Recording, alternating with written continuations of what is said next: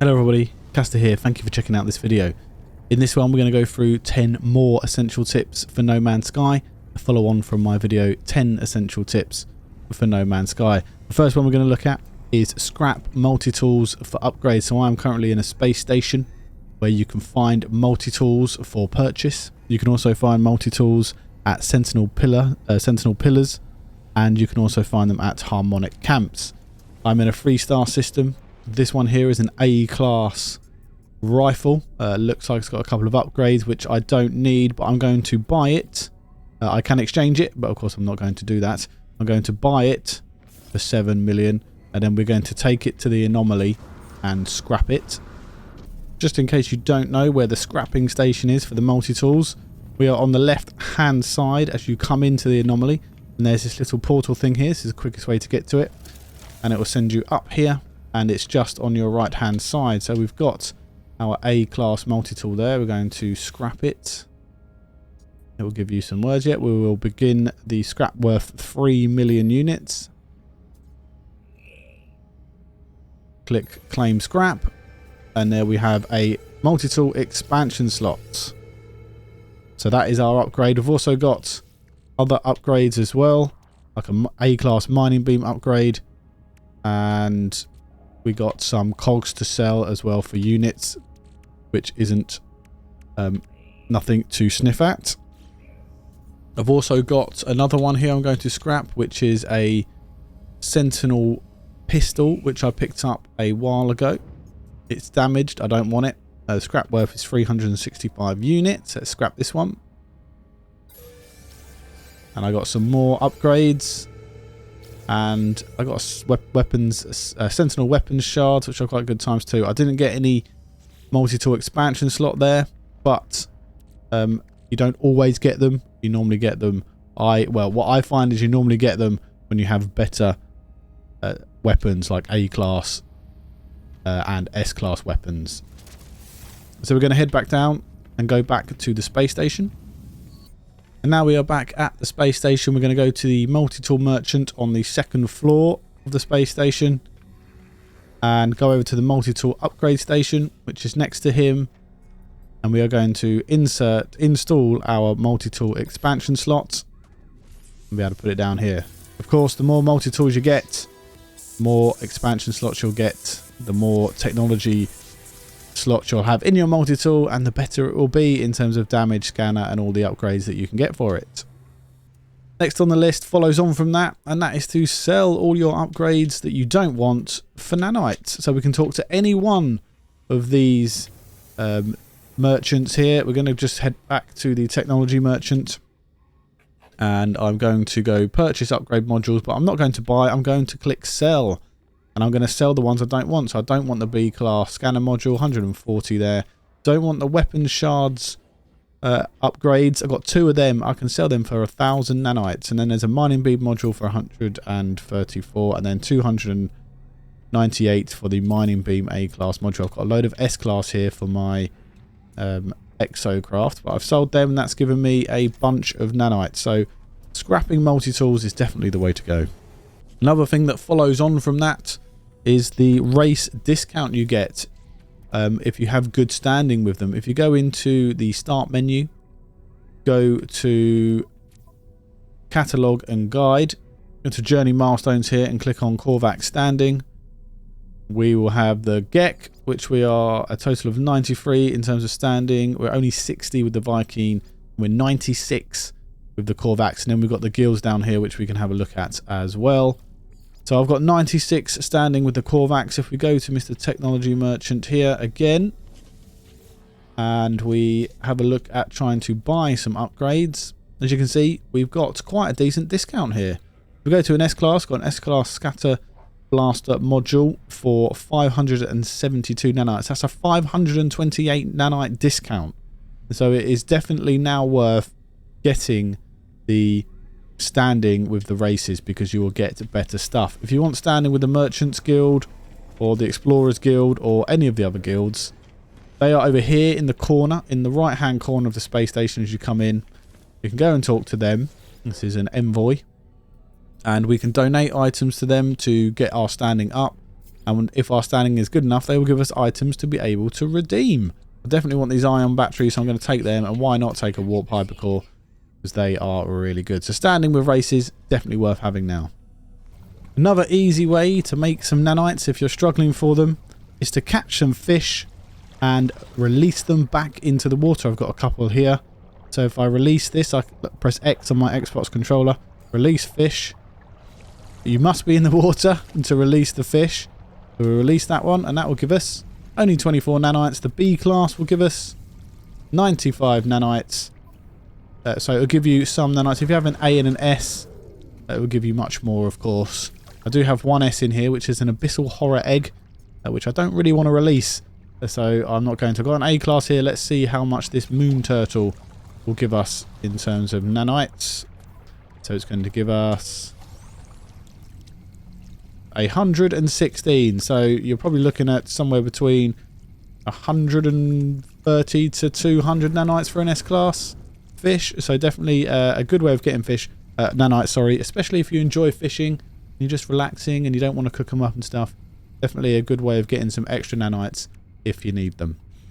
Starship hunting is something of a pastime for players in No Man's Sky, and the economy level does matter for the type of ship in terms of class that you can find more of. Now, you're not always going to get an S class in a 3-star economy or an A class, but you are more likely to get one. So there's a B class there, just come in, and there's an A class there, just come in. You can find S and A's in 1-star economies, you're just less likely to find them.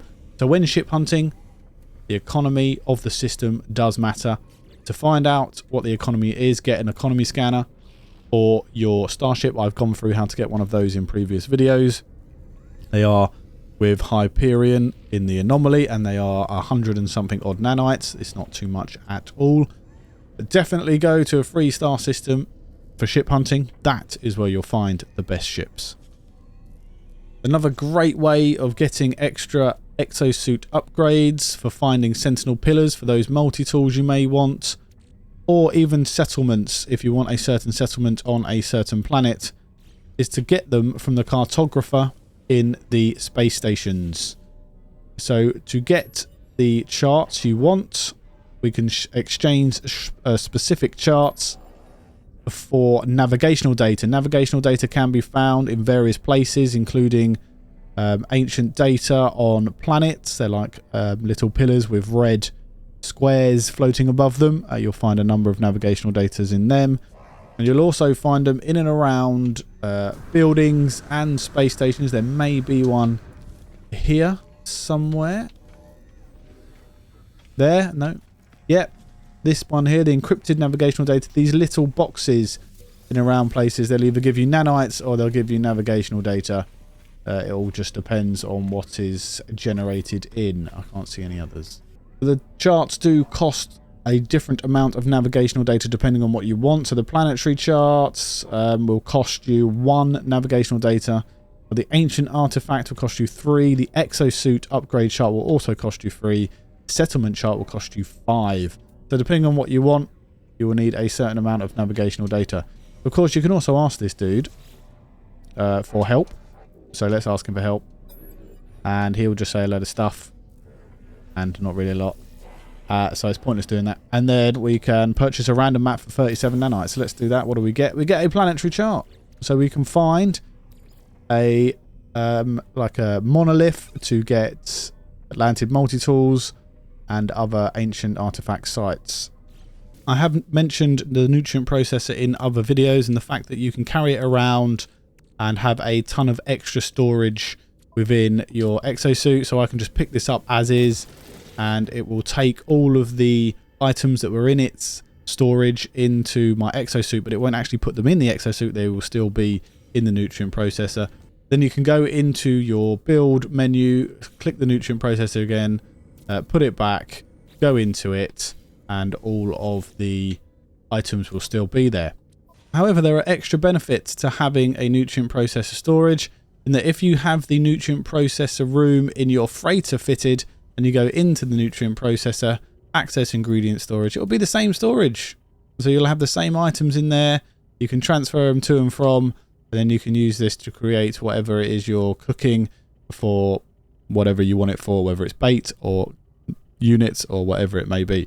So yeah, just a way of transferring stuff easily, as long as it fits into the ingredient storage from your freighter to your nutrient processor. Another way to amplify your storage is to use your exocrafts. No matter what exocraft you're using, they will come with a certain amount of storage. And as long as you have the exocraft materializer in your freighter, and the freighter is in the same system, you can summon the exocraft in.